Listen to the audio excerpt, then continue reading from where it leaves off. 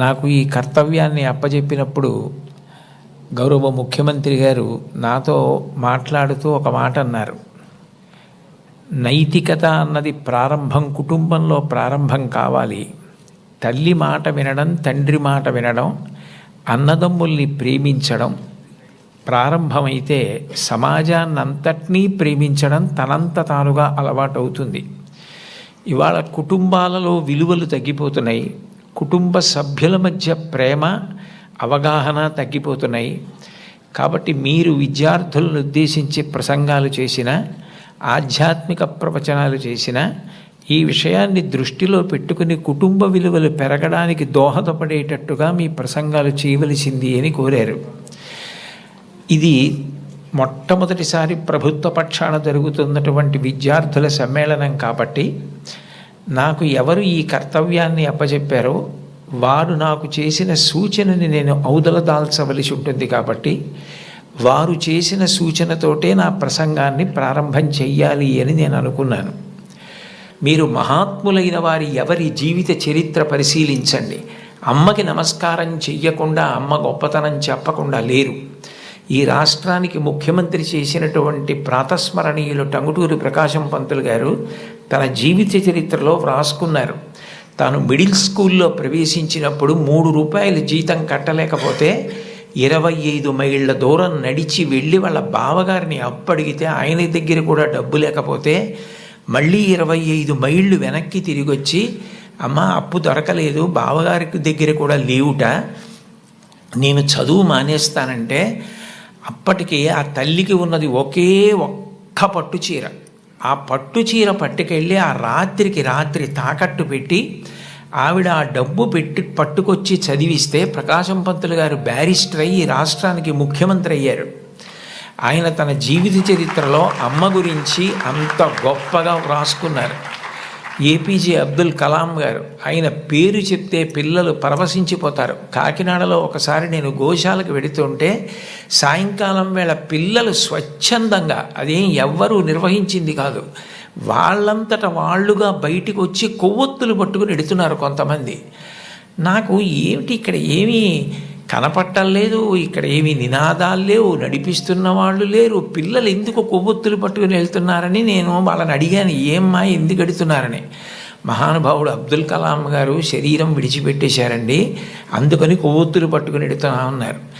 నేను ఈ మధ్య కాలంలో ఒక నాయకుడు వెళ్ళిపోతే, ఒక వ్యక్తి మరణిస్తే పిల్లలు స్వచ్ఛందంగా కొవ్వొత్తులు పట్టుకుని వెళ్ళడం చూసింది అబ్దుల్ కలాం గారి విషయంలో చూశాను. అటువంటి అబ్దుల్ కలాం గారు వింగ్స్ ఆఫ్ ఫైర్ అని ఇంచుమించు తన జీవిత చరిత్ర ఆ పుస్తకంలో వ్రాసుకున్నారు.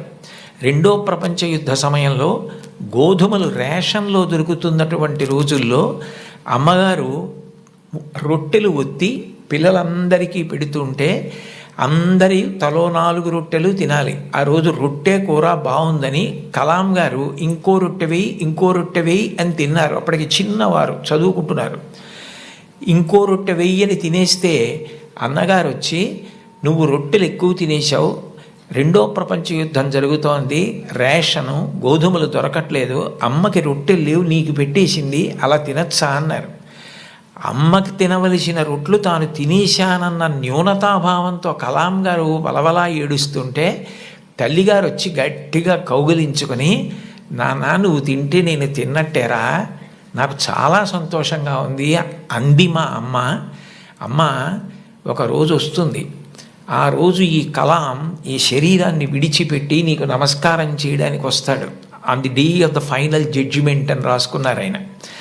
ఆ రోజు నువ్వు ఏ అన్నం కూడా తినడం మానేసి పెట్టి నన్ను పెంచి పెద్ద చేశావో, ఈ శరీరంతో ఈ మేధస్సుతో నేను దేశ సేవ చేసి కృతార్థుడనై ఆ అమ్మ కన్నా కొడుకు అని నీకు కీర్తి తెచ్చి వచ్చి నీ పాదములకు నమస్కరిస్తానని రాసుకున్నారు. అమ్మకి అబ్దుల్ కలాం గారు ఇచ్చినటువంటి గౌరవం అంత గొప్పది. మహాత్ముల జీవితాలు ఎవరివి మీరు చదవండి.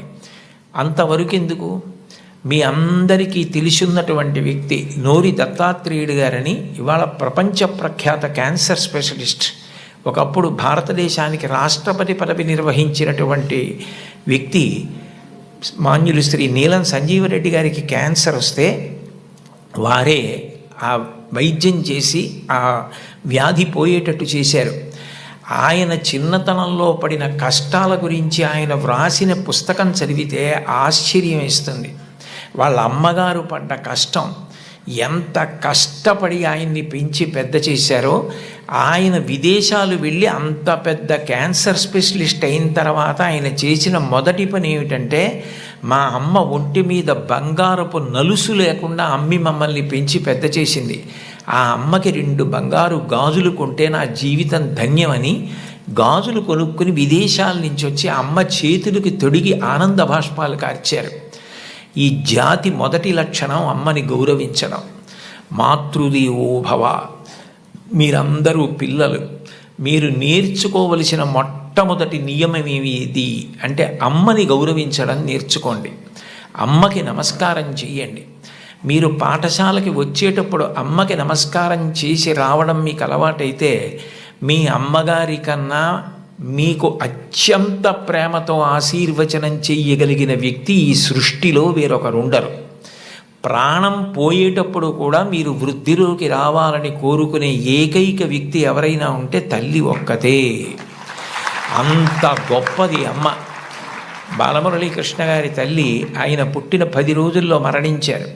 ఆయన వ్రాసుకున్నారు, నన్ను కనడానికే మా అమ్మ పుట్టిందేమో అని రాసుకున్నారు. భారత ప్రధానమంత్రి నరేంద్ర మోదీ గారు ఈ మధ్యకాలంలో ఒక విదేశీ ఛానల్కి ఇచ్చిన ఇంటర్వ్యూ మీరు చూసి ఉంటారు. అసలు నేను ఆశ్చర్యపోయాను ఆయన చెప్పిన మాటలు విని. నిరుపేద కుటుంబంలో పుట్టారు. వాళ్ళ అమ్మగారు అంత కష్టించి పనిచేసేవారు, వాళ్ళ నాన్నగారు కూడా అంత కష్టపడి పనిచేసేవారు. ఆయన ఆ ఇంటర్వ్యూలో ఒక మాట అన్నారు, అసలు నాకు బూట్లు వేసుకోవడం అంటే తెలియదు, కానీ బూట్లు లేవన్న పేదరికం మా మనసుకి అందకుండా మా అమ్మ పెంచింది. అంటే ఉన్నదానిలో అంత తృప్తిగా బ్రతకడం మా అమ్మ నేర్పింది. మాకిది లేదు, మేము చేతకాని వాళ్ళం, మేము వెనకబడిపోయాం అన్న భావన కలిగితే ఉత్సాహం రాదు. అటువంటి భావన కలగకుండా ఎప్పుడూ ఉన్నదానితో తృప్తిగా పరమ సంతోషంగా గడిపాం. అన్నదమ్ములు, అక్క చెల్లెళ్ళు అందరం కలిసి అని ఆయన ఇంటర్వ్యూ చేస్తున్న వ్యక్తి వంక తిరిగి, ఇప్పుడు మన ఇద్దరం కూర్చున్న గది కన్నా కిటికీ లేని ఒకే తలుపు ఉన్న చిన్న గదిలో కలిసి మెలిసి బతికి పడుకుని పెరిగి పెద్దవాడినైన వాడిని చెప్పుకున్నారు. అటువంటి మహోత్కృష్టమైన వ్యక్తులు కూడా తల్లికి తండ్రికి అంత గౌరవం ఇచ్చారు. సందర్భం కాబట్టి ప్రస్తావిస్తున్నాను. మన గౌరవ ముఖ్యమంత్రి నారా చంద్రబాబు నాయుడు గారు స్వయంగా ఒక వ్యాసం రాశారు. తల్లికి జేజే, తండ్రికి జేజే, గురువుకు జేజే అని ఒక పుస్తకం ఉంది. ఆ పుస్తకంలో బహుశా నాకు జ్ఞాపకం ఉంటే 3వ వ్యాసం అనుకుంటాను. ఆ వ్యాసంలో ఆయన ఒక విషయం ప్రస్తావన చేశారు. వాళ్ళ అమ్మగారి పేరు అమ్మಣ್ಣమ్మ గారు. ఆవిడ చిన్నతనంలో చంద్రబాబు నాయుడు గారిని పిలిచి ఒక కథ చెప్పారట. ఒరే నాన్న, మనిషి కష్టపడాలి. ఎందుకు కష్టపడాలో తెలుసా? ఒకరింట్లో ఒక పంది, ఒక నక్క 2 ఉండేవి. ఆ పంది చాలా కష్టపడి పనిచేసి మధ్యాహ్నం ఇంటికి భోజనానికి వచ్చేది. నక్క పని చేయడం మానేసి చెరుకు తోటల్లో తిరుగుతూ ఊళలు వేస్తూ వచ్చే ముందు బురదలో పొర్లాడి వచ్చేది. పంది ఒళ్ళు కడుక్కుని వచ్చేది. ఇంటికొచ్చి శుభ్రంగా ఉన్న పందిని చూసి ఇదేం పని చేయలేదనుకుని మంచినీళ్లు మాత్రమే పోసేవాడు యజమాని. నక్క ఒంటి నిండా బురదంటించుకోవడం చూసి ఇది బాగా కష్టపడింది అనుకుని బాగా దానికి తిండి పెట్టేవాడు. మోసం ఎన్నాళ్ళు దాగుతుంది? కొన్నాళ్ళకి ఎవరు కష్టపడుతున్నారో తెలిసిపోయింది. తెలిసిపోయిన తర్వాత నక్కని కొట్టి తరిమేసి పందికి తన పిల్లనిచ్చి పెళ్లి చేసి ఇల్లరికం అల్లుడిగా తెచ్చుకున్నాడు రా. ఇంటి పనివాడు ఇంటల్లుడయ్యాడు రా. కష్టపడినవాడు వెనక్కి తిరిగి చూడడు జీవితంలో. కష్టపడడం నేర్చుకో అని మా అమ్మ నాకు చిన్నతనంలో చెప్పింది. మా అమ్మ చెప్పిన కథ నా జీవితానికి దిశానిర్దేశం చేసింది. ఆనాటికి ఈనాటికి ఏనాటికి నాకే కాదు మా ఊరంతటికి అదే భగవద్గీత. నేను యథాతథంగా ఆయన వ్రాసిన వ్యాసంలో మాటలే చెప్తున్నాను. ఆ మాటలే నాకు స్ఫూర్తి. ఇప్పటికీ కష్టపడడం నాకు అంత సంతోషం. ఆ కష్టపడడం అన్నది నేను మా అమ్మగారి దగ్గర నేర్చుకున్నాను. ఆ కష్టపడే ఇవాళ ఈ స్థితికి వచ్చాను. నేను ముఖ్యమంత్రినైనా మా అమ్మగారు మాత్రం మా ఇంట్లో గట్టిగా 3 రోజులు ఉండడానికి ఇష్టపడేది కాదు. మళ్ళీ వెళ్ళిపోయి ఆ నారావారి పల్లెలో తెల్లవారి 5 గంటలకి లేచి గొడ్డు గోద పొలము పనులు అవి చేసుకోవడం, ఆ కష్టపడ్డము ఆవిడికి ఎంత సంతోషము అని అమ్మగారి ప్రేరణతో తాను ఎంత వృద్ధిలోకి వచ్చారో వ్రాసుకున్నారు. నేను ఏదో 4-5 విషయాలు మాత్రమే ప్రస్తావించాను. లోకంలో తల్లిని మించిన దైవం లేదు. మీరు జీవితంలో ఎప్పుడైనా అమ్మ నువ్వేం చేశావని అడిగితే, మీరు అమ్మకి చెప్పలేని స్థితి కలిగితే, మీరు చేసిన పని మీ అమ్మగారికి మీరు చెప్పలేకపోతే అంతకన్నా ఆత్మద్రోహం ఇంకొకటి లేదు. మీరు ఏది చేసినా మీ అమ్మగారికి చెప్పగలగాలి. ఇది నేను మా అమ్మకి చెప్పలేను అన్న పని చెయ్యకండి. మీరు ఒకవేళ తప్పు చేసినా మిమ్మల్ని క్షమించడానికి సిద్ధంగా ఉండే మొదటి వ్యక్తి ఈ ప్రపంచంలో ఎవరైనా ఉంటే అమ్మే. అమ్మకి చెప్పకుండా ఉండకండి. అమ్మ ఒకవేళ మిమ్మల్ని దెబ్బలాడి ఇక పైన ఇట్లా చెయ్యకు అంటే ఇక మళ్ళీ ఆ తప్పు చెయ్యకండి. మీరు పిల్లలు కాబట్టి ఒకసారి చెయ్యొచ్చు ఎప్పుడైనా, కానీ పొరపాటు జరిగిన మీ అమ్మగారికి చెప్పండి, వద్దంటే మాత్రం చేయకండి.